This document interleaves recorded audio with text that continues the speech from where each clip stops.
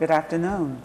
I'm Carolyn Mahoney, president here at Lincoln University, and I'm delighted to welcome you all to my show, From the President's Desk.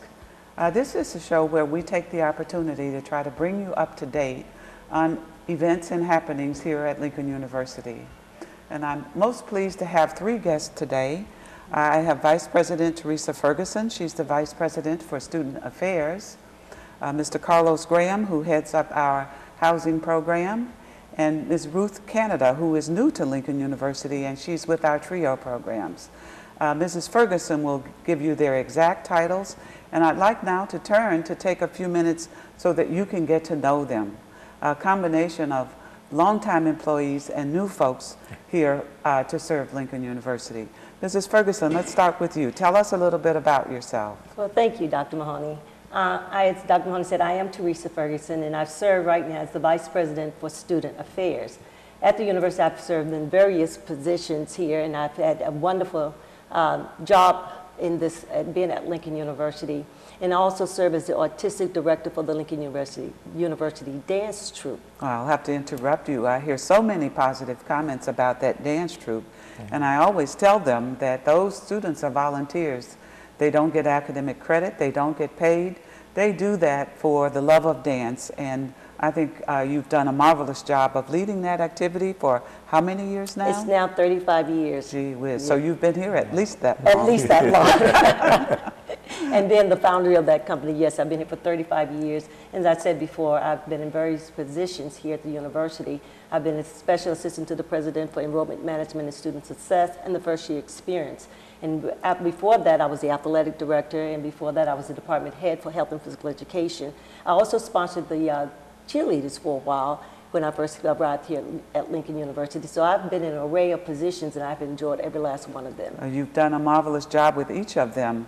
It's interesting that you used to be the athletic director, the AD. I think you also served on the committee that brought the current coach to campus, football coach to campus. Well, I wasn't. You weren't on that search? I wasn't on that search. We got you on other searches exactly, to bring yes. Very fine football coaches to campus, and so we've been well served by that. I see you at all of the football and basketball games. It's marvelous, and I see all of the members of every single athletic team knows you and respects you and talks about how you help them work out. So thank you for that extra service. I think that isn't part of your vice president's job description, but you also do a very fine job there. And so I understand that both the other people we have here also report to you. Yes, they do. So could you take a moment to introduce them? And then I'll let them tell about themselves. This is Mr. Carlos Graham, and he serves as the residential hall, residential life for housing. And then beside him is Ruth Canada, who serves as the Director for Student Support Services, as Dr. Mahoney indicated, as our TRIO program. So I'll let Mr. Graham have an opportunity to tell you about himself so you can get to know him a little bit better. That's terrific. Okay. Good evening, Dr. Mahoney. Hello. Like I said, my name is Carlos Graham, and I am the Director of Housing here at the university. I started in the fall of 1997. I'm originally from Alabama. I went to school over at Southern Illinois University at Edwardsville. And so I decided to apply for a job here at Lincoln University. I said, well, let's try Missouri. And I got here, and I said, well, maybe I'll be here maybe a year. And after that, I fell in love with Lincoln University, and I'm still in love with Lincoln University. As a matter of fact, I was here for 1 week, and I met my wife now, and she was a graduate student here, and we met, like I said, my first week here, and been married ever since, and it's been a joy to be here in Jefferson City. This is terrific. I love that story. Yes. I've heard other persons say they came to, maybe stay a year, and it's always a very, very large number of years after that. Yes. We're delighted you're here, and we can tell you love it. You don't have to tell us. It shows on your face. That's really certainly great. Love it. And done a fine job in overseeing the residence halls. People always ask me when I'm out in the community, sort of, what are the residence halls? Which are they? How many do we have? And are they full? Yes. Great questions. We're about 96% full. I remember when I first got here in '97, we only had 3 residence halls open. And pretty much each student on campus had a single room to themselves. We have certainly grown over those years, And right now, we have about 9 residence halls here on campus. That's terrific. And we're 96% full, so we're doing good. And so about a third of our students live on campus? Yes, ma'am. Go ahead, We have the please. capacity to hold about 923 students, and we have almost 900 students on campus. And we have a requirement that some students must live on campus. Talk about that a bit. Yes. If you're from outside of Jefferson City, a 60-mile radius, you must live on campus for 2 years. Or if you're 21 years old, you don't have to live on campus. So, okay. And that is that's the requirement that the university has, and we're hoping to grow our population on campus as well too. I guess in these economic times where fuel prices are so expensive, I think some of our commuter students have found that it's more economical to stay on campus and enjoy the convenience and not the commute. But we do have quite a good variety of students, a healthy combination of commuter students and resident students who enjoy staying on campus for those first 2 years, and some continue throughout their college career. Yes, and it's funny that you say that. We've had probably a record number this semester of students who have lived off campus decide to come back on campus because of the economic downturn. They certainly see that the grass is not greener on the other side.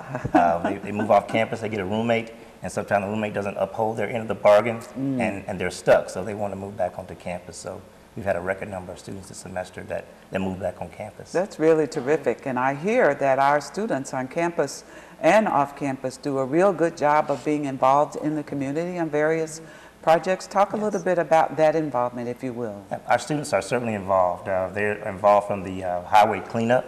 They're involved from the Salvation Army. They're involved from all over, the ringing of the bells of a Salvation Army, just a lot of things throughout the community. I think they do a fine job with the various food drives for the Samaritan Center, and I hear very positive comments about their interactions at the Boys and Girls Club, as you mentioned. So, and those are all of our students, and I think all of our students know who you are, and you help all of our students, are available to help assist any of our students to be successful. So, it really is important. An important part of an undergraduate or even graduate experience for very many students if they live on campus. It seems to make them better students, enhance that activity. But we also are well served by commuter students who come here and find their way. Perhaps they need to have a job off campus or need to live at home for one reason or another. And so quite a great combination, and they all learn to work in teams, and that's part of their preparation for careers or for further studies. So it's been great having you on board, and glad you chose to stay after that first year. And I've met your wife. She's just charming and lovely, and your daughter, and so I could see why you would be persuaded to stay. Thank you, Dr. Mahoney. Yes, thank you for being here. Yes, and then we have Ruth Canada, who's new to our area, and we will let her talk about herself a little bit, and so that the viewers will get to know you well. Good afternoon, thank you. I came here by accident. I was on a road trip with my aunt who lives in northern Arkansas, and we drove through, and I fell in love with it. At the time I was living in Tucson, Arizona, and I thought I could grow anything in Missouri, and this will be a gardening mecca. So about a year later I moved here, and I've not regretted it, and I've grown most everything. I moved here from Tucson. I'd been there for 12 years, and prior to Tucson, I had lived in California. And so this was just a delightful treat to have a Midwestern experience, and my kids love it as well. And tell us what your job is. I am the Director of Student Support Services, which is the Department of Education TRIO program. I am one, Student Support Services is one of 8 programs under that TRIO umbrella. And we work with students to help them achieve academic success. We provide tutoring services, we provide events that will allow them to have cultural opportunities to expand their growth, and we do everything that we can to make college fun but important for students. You know, on every campus on which I've served, there have been TRIO programs, and they really do provide marvelous supports for students to be successful.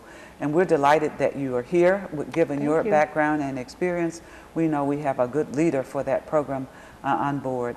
And then I must tell you that I also love gardening and was delighted as I moved here that I could continue that. And I happened one day to be in front of Dawson Hall and found you and your trio students out in front of Dawson Hall. Talk about that day a bit, please. Well, I got here in January, and it was started at Lincoln in January, and it was a really tough January.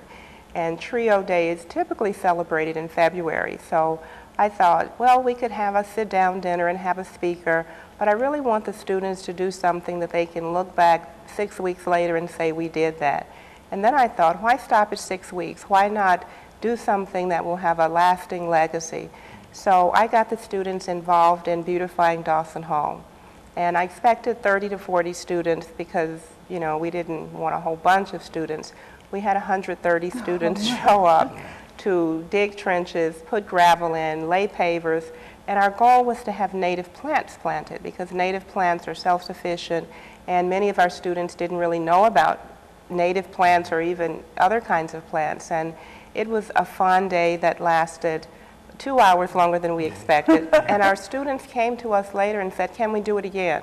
We'd really like to do this. So to celebrate homecoming, we actually did a modification of a cleanup on the 16th of September, and we did a lot around there before homecoming. And again, we had students not even part of our program wanting to come over and help. So I think we have, I think we'll take this to other buildings now and do our digging in the dirt efforts. That sounds like a marvelous activity, and I think there are students who have, like me, who grew up in the city, didn't have opportunities to grow things, and just fell in love with gardening. And I love, as I say, people laugh at me when I say playing in dirt. Yes. It's so odd for them to hear a president say that. But so thank you for that eye-opening experience for them. It certainly is consistent with our mission as an 1890 land grant institution. And I think it's great to have the three of you on board. We're going to take a break now, and when we come back from the break, we're going to talk about some of the other things that you are engaged in particular the crop walk that's coming up this Sunday. Yes. And so we'll be back with you in a moment. We're going to take a small break. Thank you.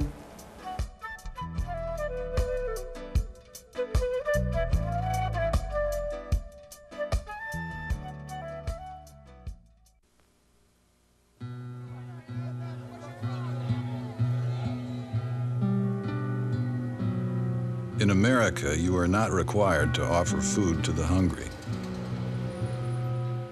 or shelter to the homeless. There is no ordinance forcing you to visit the lonely or comfort the infirm.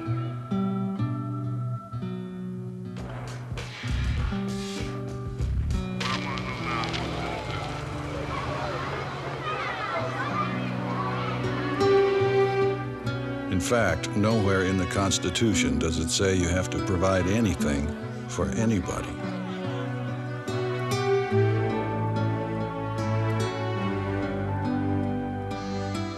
Thank you for all you've given. Imagine what more could do.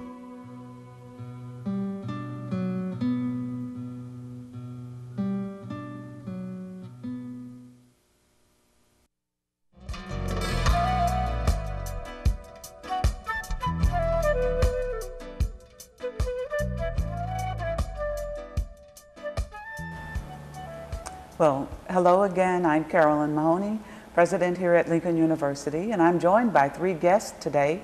Vice President Theressa Ferguson, Director of Housing Carlos Graham, and the Director of our TRIO programs, Ms. Ruth Canada.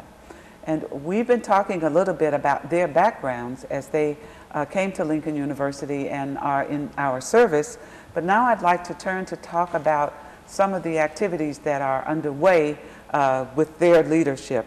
First is the President's Interfaith and Community Campus Challenge. That's a mouthful. So tell us what that is all about. Start with you, Mrs. Ferguson. Thank you, Dr. Mahoney. Last semester, during the summertime, we got a letter. I had a letter from Dr. Mahoney who had a request from President Obama to be a part of this campus-wide community interfaith service, and she asked if we were interested in it. And of course, I jumped to the Yes, we are, because I knew I had two people that was really waiting to do that, to help get our students out in the community even more. And when we did that, we had an invitation to submit a proposal to them to talk about what would we do with this interfaith and this campus challenge. And I said, I have one right off the bat. I said, because Miss Canada had mentioned to me about the crop walk. I said, well, that's a good start. So we sent our proposal in to President Obama through Dr. Mahoney, and we were accepted as one of the institutions to be part of this program. And out of that, he has now 300 universities that are participating in this program, and 38 of those are HBCUs, and we are one of those HBCUs. That's terrific. So 300 universities of all types nationwide were selected through this effort, and I think there were, I don't even know how many applications that were sent in, and so this is really quite exciting that we were selected. So thank you for jumping right on that. And so it talks about interfaith, and I guess then the crop walk helped us satisfy that sort of interfaith component, and certainly it's a campus-wide activity that will involve all of our students and connects us once again to the community. We were just talking about that community outreach. Yes, and then we have a component we could decide if we want to do poverty and education. And when talking with Dr. Harris, she said, let's do both of them. So then with that, now we have the other piece with the academic affairs office. So we're really excited about that piece as we move forward with this crop walk. And in that interfaith challenge, we also have two other programs that we'll be doing throughout the year, and that is our Salvation Army bell ringing, and then we have our gospel show with our students at the end of the semester. And once we started with this crop walk for hunger, we felt that this is not just going to be a one-year thing. We think it should be an annual thing. So we're working to make sure that we continue with that. And as I said before, Ms. Canada and Mr. Graham are the leaders in this particular project for the university. And I'll let them speak more about what it is we're doing and how we're going to get it done. Okay. Well, we started by going to the Capital Area Interfaith Alliance, and that is a group of congregations and parishes and here within Jefferson City. And I went to them and said, Lincoln University would like to be involved with this year's crop walk, and they were so excited that we were coming on board. The crop walk has been held in Jefferson City for 40 years. Oh my. This is our 40th year anniversary, and I've walked the 3 years that I've been here in Jefferson City. And I just knew that it would be a great fit to have Lincoln come into this and really get our students involved in service, get them involved with working with faith leaders in the community. So we started the planning for this around June, and it's getting really big. We have about 15 churches at the table who's planning to walk on Sunday, and we have most of our student organizations on board here at Lincoln. We have staff and faculty bringing checks today for those who will be out of town and can't walk. So it's a really great opportunity to bring awareness to hunger, raise funding for hunger, and we've designated our recipient. The Samaritan Center will receive 25% of everything that we've raised. Okay, and so you mentioned two things that I would like a little more information about. One is, when is the crop walk exactly? The crop walk is Sunday, October 9th at 4:00 p.m. We will start to walk at 4, but at 3:30 we will have our sponsoring agency, Church World Service. They would like to come and help us to kick off this great event. We'll have people from Michigan, Indiana, and New York coming out to welcome this collaboration between the Community Interfaith and Lincoln University. So Sunday, October 9th, 3:30, we will start to walk for hunger. And is there an opportunity for people who don't know about it yet to get involved? It's a way to get involved. There's two opportunities. You can show up on Sunday, or you can go to the website, put in the zip code. You can go to the website for Church World Service, and you'll see the crop walk. You can enter your zip code, and they will give you an opportunity to donate your funds, or you can show up on Sunday and show up with the team. You can show up as an individual, but we'd love to have everyone walk with us on Sunday. And then I heard you say something about funds raised. Our students are marching and, I mean, walking, and people will sponsor them, or they're sponsoring themselves? Or talk a little bit about how we actually will accomplish fundraising. Well, the residence halls are being quite creative, and I think Mr. Graham is involved in that whole creative endeavor. Oh, so tell us about it, sir. I'm meeting with all the RAs and the resident directors, and I said, well, you know, how can we really motivate the students to walk, also give? And there's a powerful presentation that's through a DVD through the Crop Walk, the Church World Services. And I showed that video to the resident directors and to the RAs, and it showed the different countries and how they really are hurting, they're really starving, and things like that. And it really touched them, the resident directors and the RAs first. And then we branched out and we showed that to the students in the residence halls. And then they was asking, well, what can we do other than walk? And so what we're asking is from each student in the residence hall is to donate up to $3, and that's just $1 per mile, because it's a 3.3 mile walk. And we're saying if each student gives a $3 donation, we have an average of 40 students on each floor. That's $120 that we can raise per floor in the residence hall. We're being, I think, fairly aggressive, but we know that it's in our students' hearts, and they're willing to donate that. So I've heard students talk about it. There's tremendous enthusiasm from them on campus. And it's interesting because $1 isn't very much per student, but you've already indicated how that adds up very quickly. And so I think that's a marvelous effort. And to have that motivation from the crop walk, I think also adds to it. It also begs a question in my mind. We've talked about that we are doing this as part of our participation in the President's Interfaith Challenge. But the Crop Walk program itself is a national program, isn't it? Is it just locally we've done the Crop Walk for 40 years, or is it a national movement of Church World Services? It is a program of Church World Service, and Church World Service has done this since World War II. Oh my. They used to go through communities collecting agricultural produce to send to Europe after World War II, and that's how they got started with this whole crop walk. They were gleaning crops. Crop walk is held in all 50 states, and it's really spread.